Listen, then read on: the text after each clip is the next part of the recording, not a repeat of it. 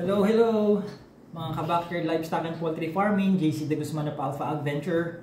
Kamusta ho kayo? Kagabi, around magi-11 o'clock yun, no? Akala ko nagbe-vertigo yata ako or nahihilo ba ako?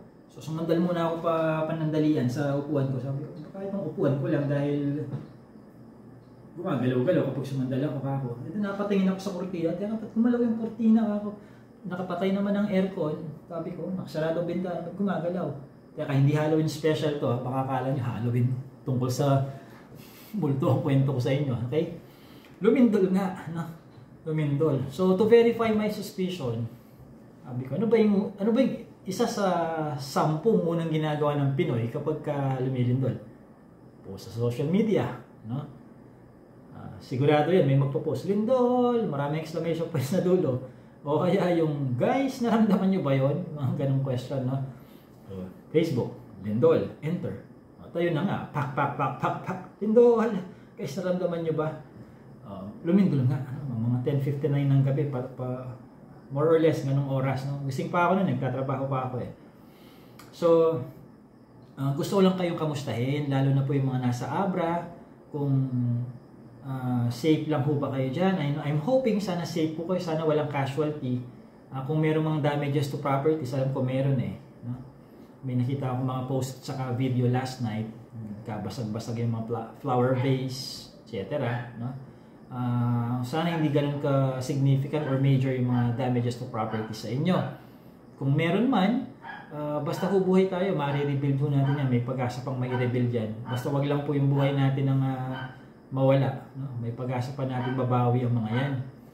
At yun po ang dahilan kung bakit nagre-record ako ng video ngayon, para nga ho kamustahin ko kayo and to wish na sana okay lang ho kayo. Dito naman sa Tarlac City ho, no? Dito sa amin, intensity 1 lang ho yung lindol. At hindi ganun siya kasing lakas ng nagdaang lindol na nasa bandang dyan din sa norte yung sentro. Abra ba yun? Ilocos Norte o Ilocos Sur? Na? Ayun. Pangalawang dahilan, tuwing lumilindol, merong nagme-message sa akin eh. No? Hindi nawawala ito. Nung nagdaan, may nag-message din na wala sa isip ko na mag-record ng video. Naalala ko lang na, teka, hindi pa nga pala ako nakapag-record ng video tungkol dito ah. At ano nga ba yun? Yung mga nagtatanong na, Sir, kasalukuyang naglilimlim itong manok ko. Sir, meron ako nakasalang sa incubator. Hindi ko kaya mabubugok ang mga itlog na to? Hindi ko kaya, naku sir, malapit nang mamisa itong mga nakasalang ko sa incubator. Di kaya namatay na yung mga sisiw sa loob ng shell dahil lumindol? So yun ang mga tanong, no? in relation sa lindol. So itong dahilan, ito yung pangalawang dahilan bakit ito nire-record to. Sasagutin ko yung tanong na yan. Ang lindol ba, earthquake? Basta lumindol, como lumindol, automatic ba na mabubugok ang itlog? Automatic ba natitigil yan sa embryonic development? Automatic ba na magkakaroon ng early embryonic death sa loob ng shell? Ang sagot, kung earthquake per se lang yan, it doesn't automatically mean na mangyayari yung mga binanggit kong yun. And that's the end of this video. Okay? Thank you guys. Hindi, joke lang. Magdi-discuss tayo, no? Pero yun ang mabilis na sagot sa tanong na yun. Kung lindol lang per se, maaaring hindi yung lindol per se ang nag-cause niyan, no? Kundi yung sudden jarring or yung sudden na paggalaw. Halimbawa, nakasalang sa incubator, intensity 7 ang nangyari, talagang gumanyan-ganyan ang incubator mo. Siyempre, maaaring natumba ang incubator mo, halimbawa. May talagang, pagka ganang sitwasyon, ang cause ng pagkabasag or pagkabugok ng mga itlog, hindi na yung earthquake, kundi na yung mismong act of natumba yung incubator mo or nayugyug talaga yung incubator mo, o kaya yung kasalukuyan mong naglilimlim na manok nataranta. Kasi kakaiba yun eh, no? Ugali ng mga hayop yan kapag lumilindol eh, kung di sila nag-iiyakan, may change sa behavior nila, no? Humuhuni sila, umiiyak sila, malikot sila. Napansin ko rin yan, mula ng bata ako basta lumindol. Tilawak ang mga manok, yung mga baka, mo na silang mo ng ganon. Ano pa? Yung mga paniki biglang lumalabas. Ano pa ba yung napansin ko nun? Yung mga kulisap na mahilig sa mga umiikot-ikot sa ilaw, biglang dumadami, mga ganyan, ipis, nagsisilabasan. No, napansin ko yan ng bata ako, no? At ngayon, nag-research din ako lately tungkol dyan, no? Kung may effect din ba ang lindol, yung before, on, and after the lindol sa behavior ng animals. And there are some studies na ganun din ang observation nila, pero hindi pa naman concluded na ang lindol talaga ang causation or cause or epekto or hindi epekto ang cause ng ng ganung change in behavior of the animals. Pero balik ko dun sa unang topic, no? Automatic ba na basta lumindol mabubugok, no? Sa statistics kasi sa probabilities and statistics, meron tayong topic na correlation and causation. Pag sinabing correlation, yun yung maaaring nangyari ang isang bagay, maaaring nangyari ang dalawang bagay ng sabay, no? Halimbawa, doon sa sinabi ko sa inyo, intensity 7 or 8 or higher, talagang gumanyan yung yung tower ng incubator mo, umuuga-uga ganyan yung incubator mo, whether natumba siya or naalag lang yung mga itlog, maaring sabay na nangyari yun, yung pag-uga at saka yung earthquake, no? Ngayon, yung pagkabugok ng mga itlog, hindi yung earthquake talaga ang nagpabugok sa kanila, kundi yung act of sudden jarring. Talagang natagtag sila, nabasag ang itlog, halimbawa, nagkaroon ng gabuhok na hairline na crack, or natagtag, na naalog ng matindi. Yung pagkaalog na yun, no? Yun ang naging cause ng pagkabugok, hindi yung earthquake, no? Magkaiba ho kasi yung yung causation at saka correlation, no? Bigyan ko ng another example. Bumababa ka ng matulin sa hagdanan, tapos madulas yung hagdanan, no? And then nadapa ka, nalaglag ka sa hagdanan. Ano yung cause ng pagkalaglag mo? Yung madulas na hagdanan o yung your act of going downstairs? So, yung act of going downstairs, no? At saka yung moment na nalaglag ka sa hagdanan, no? Na nadapa ka, they happen simultaneously, sabay, no? Yung causation mo doon, bakit ka nadulas? It's because yung madulas yung hagdanan. Yun ang cause, no? So medyo malalim na analysis na to, ng pag-analyze natin ng correlation at saka ng causation. Another, let's say yung laptop ko, halimbawa minsan nagfi-freeze kapag nag-export ako ng video na ina-upload sa YouTube. Ano yung cause nung pag-freeze ng aking laptop, halimbawa habang nag-export ako ng video? Is it because yung act of exporting the video, o baka naman masyadong mababa ang kanyang random access memory, o kaya baka naman napuno na ang hard drive kaya nagkaroon ng error na ganun? So yung pagka-freeze ng aking laptop at saka yung pag-export ko, correlation yun. Correlation. Ang naging cause is yung either insufficient hard drive space or insufficient random access memory, yung RAM. Yun ang naging cause niya. Okay? So anyway, sa mga hindi nag-skip ng probabilities and statistics na subject ng college or nung high school, alam niyo yung sinasabi ko. Hindi bago sa inyo ang phrase na correlation and causation. Okay? So ayan. Sa usaping pagkakapisa o pagkakabugok ng itlog, may 4 na major factors lang tayong dapat tandaan, no? Una is yung temperatura, pangalawa ay yung relative humidity, pangatlo yung ventilation, pangapat is yung paggalaw ng mga itlog natin, yung turning, movement ng mga itlog natin, no? Sa temperatura, meron akong video na inirelease na tungkol dyan, ano? Temperature, ano yung temperature requirement. So kung pagdating sa itlog ng manok, dahil manok ang pinag-uusapan natin, no? Itlog ng manok, halimbawa sa itlog ng manok na lang, no? Kasi yung topic natin hindi lang siya limited sa manok, pati naman mga any bird na nangingitlog, no? So sa manok, halimbawa sa first 18 days, no? Ang kanyang temperature dapat, yung minimum niya nasa 37.2, maximum 37.8. Okay? Kapag ka last 3 days naman niya, ang minimum niya ay sa akin 36.8 at ang maximum ay 37.5. Yun ang temperature, no? Pagdating naman doon sa relative humidity niya, no? Sa first 18 days sa pagdating sa manok, yung sa akin 55 to 60%. Sa last 3 days, day 19 to 21, nasa 70 to 80% yan.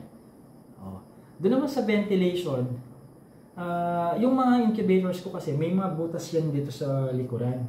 Ngayon, ang advice ko, huwag mo siyang idikit na idikit doon sa pader. Baka kasi nakasandal yan sa pader, lapat na lapat doon. So, yung air circulation, hindi maganda pagka ganun. I-distansya mo siya sa pader. Mas maganda nga, ilagay mo yung incubator mo doon sa medyo hindi kulob na kulob no? Hindi kulob na kulob. Para may proper circulation ka rin. So, tsaka huwag mo siya masyadong idikit sa pader. No? At least lang meron kang kalahating 6 inches na distance doon sa pader. Okay? So, ngayon, halimbawa, no, yung carbon dioxide mo dapat nasa 0.5% lang yan. No? Ano pa? Yung oxygen concentration mo dapat nasa 21% yan. Yung mga ganyang bagay. Tapos dun sa airflow or yung velocity, air velocity, no, kailangan nasa mga 12 cubic feet per minute, no?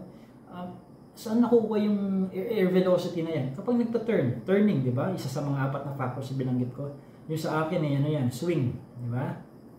Hindi siya rolling, swing type, no?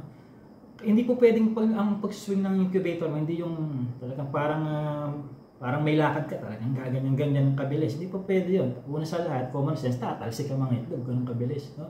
Kaya kailangan yung velocity ng paggalaw mo, no? Kailangan di lalampas sa 12 cubic feet per minute. Ayan, di lalampas doon. So, ayan yung sa mga estudyante pa lang ngayon na nagre-reklamo, Sir, bakit ba may physics na ganito? Bakit tayo may formulang Q is equal to V times T? Ano ba yan? Ano ba yung Q stands for what? Velocity. Yung V doon, ano ba yung V natin doon? Volume. Ano ba yung T? Time. No? Volume times time. Kaya nga 12 cubic feet per minute no?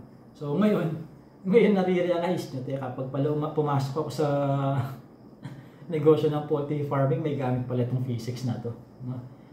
Hindi lang sa pagpa-farming may gamit ng physics, no? Sa marami pang aspeto ng buhay natin, no? So but anyway, ayoko masyadong maging academic approach ko dito sa topic na to, no? Baka mamaya boring na nga, madoble pa pagka-boring ng topic natin. Anyway, so remember that, no? Yung 4 na factors na makaka-epekto sa success ng pag-i-incubate natin ng itlog regardless of the poultry animal, no? Temperature, relative humidity, ventilation, at saka yung turning. Okay? Kapag ang itlog na-expose siya sa temperaturang nasa, let's say, 40.5 hanggang 41 degrees centigrade, ng let's say mga 15 minutes, ay, pag nangyari yan, ilaga mo na yan. Kung nasa first 15 days pa lang sila, hindi na mabubuo yan. Kung naman nasa last 3 days na sila, baka sakaling na mamamatay na sila sa loob. Basta lumampas sa 15 minutes na nakasalang sila sa temperaturang 40.5 hanggang 41 degrees pataas na temperature. Sunog parang hindi ka na nagpapapisa nun, parang ano ka na nun, nangiihiw ka na ng itlog, kaya ganun, no? Pero kung halimbawa nasa 35 degrees yan, na-expose siya ng mga 3 to 4 hours, no? 3 to 4 hours, kasi pag nag-brown out ng 3 hanggang 4 na oras, hindi mamamatay ang embryo dun sa loob. Kung nasa last 3 days yan, sisiw na yan, hindi mamamatay. May chance hindi mamatay ang sisiw. Mababa ang chance, but not absolutely zero, no? Kung nasa first 7 to 15 days, 7 to 10 days pa lang yan, babagal lang yung metabolic rate o yung bilis ng development ng embryo. Babagal lang. Basta wag lang lumampas sa 4 hours, dun sa mga nagtanong nung nagkabagyo na 2-3 araw na brownout, tapos nagkataon walang generator, power generator. Kung 3-4 na oras, half day lang na nag-brown out, pwede ka pang medyo magbaka sakali na may mapipisa Pero kung lampas sa 4 na oras, 5, 6, lampas na doon, medyo bumababa na rin yung chance na may makalusot at ma-continue ang development doon sa mga embryo. No? Pero may chance, no? Kaysa naman doon sa 40 degrees pataas, 15 minutes mahigit silang na-expose doon, talagang patay na yung embryo pagka ganun. Okay? So, balikan ko yung topic. Ang lindol ba by itself, basta lumindol, whether sobrang lakas o sobrang hina lang na halos parang konting-konti lang talaga yung ginalaw mo, ganyan, pagkakagalaw, on its own, hindi siya patay ng embryo o ng sisiw sa loob ng shell. May kinalaman pa rin yung lakas, no? Yung epekto. Again, yung sinabi ko kanina, correlation and causation. Kung lumindol at sobrang lakas talaga, no? Nabasag ang salamin ng incubator mo, natumba kasi, o kaya hindi nga natumba pero yumugyug yung mga itlog mo talaga. Ang cause ng pagkakabugok nila o pagkamatay ng embryo ng sisiw doon, hindi yung itlog per se, kundi yung pagkabagsak, no? Pagkaalog ng mga itlog. Okay? So I'm being scientific ngayon, I'm being scientific, hindi philosophic, no? Baka inisip niyo, philosopher na ba naman mag-explain nito? Iba ho kasi pagka yung mindset mo science talaga siya, talagang papasukin mo yung causation and correlation na topic, no? Ano ba talaga yung nag-cause nito? Naiintindihan ko na sa isang ngayon pa lang narinig yung salitang causation, correlation, English pa. Naturalmente, ang unang sasabihin niya, nabugok yan dahil lumindol I understand that kasi kung hindi mo pa talaga, hindi na-expose ang sarili mo, ang isip mo sa ganitong explanation, wala kang reference para sa ganitong kaalaman, sa ganitong karunungan. Wala kang reference kasi hindi mo pa narinig hindi pa naituro sa'yo, hindi mo pa napag-aralan. Pero ngayon, narinig nyo na sa akin, at least kapag may narinig kayo, paki-correct nyo, kwentuhan nyo sila, no? Okay, share nyo lang ang video na to sa kanila para ako na lang bahalang mag-explain, no? Mare, ito explanation yan. Galing kay Alpha Adventure. Panoorin mo to. Yan ang sagot niya kung ang lindol ba on its own ay nakakapagpabugok o nakakapatay doon sa embryo o sisiw sa loob ng shell ng itlog. Yan lang. Okay? Ayan. So, ayan na ho. Yan na po ang sagot ko. No? The lindol on its own will not affect yung development ng tawag dito ng embryo o ng pagkamatay ng sisiw sa loob, no? Pero may isang website Teka, tingnan ko nga dito yung may website ba dito na ano ko ba dito? Yung British Geological Survey, i-google niyo na lang, no? British Geological Survey, meron silang mga questionnaires doon. Meron silang questionnaire na kung saan isa sa mga tanong ay ano kasi yung nabasa ko kanina. Ano yung observation mo sa reaksyon ng mga alaga mong hayop? Ano yung mga alaga mong hayop na nag-react differently bago lumindol, habang lumilindol, after lumindol, no?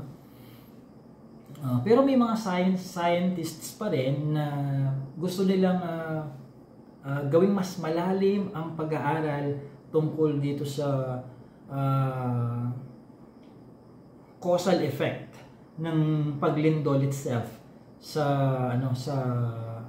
development ng embryo ng any poultry animal. No? Meron pa rin nag-aaral doon. Kaya nga itong si British Geological Survey ay tumatanggap siya ng data or information galing sa mga kahit sa sinong tao sa anywhere around the world na pwede silang mag-fill out ng survey form sa kanilang website.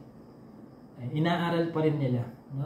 Pero ako, sa latest research ko, na isang university, yun nga sinabi nila na the earthquake itself on its own will not automatically cause an early embryonic death or the stoppage, yung pagkaantala nung pagkakadevelop ng embryo or yung pagkamatay ng sisig sa loob ng shell. Okay? For now, yun ang medyo solido na reliable study na ginawa. At meron pa akong isang na nabasang research.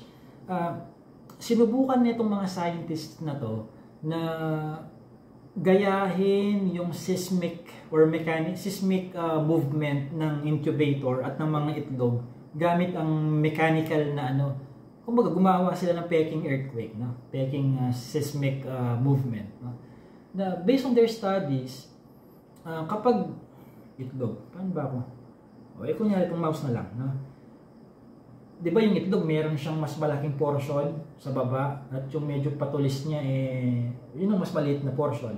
Yung medyo malaking portion doon ang air sac. Kunyari ito yung mas malaking portion, ito yung patulis sa baba. Then dito yung air sac, di ba? Napag-alaman nila doon sa experiment nila na kapag dahil sa lindol nayunig yung mga itlog, kapag napukpok ang itlog doon sa mas malaking portion niya, rounded portion, mas mataas ang chance na mamamatay na yung embryo, no? Pero depende sa lakas ng pagkakapukpok, no?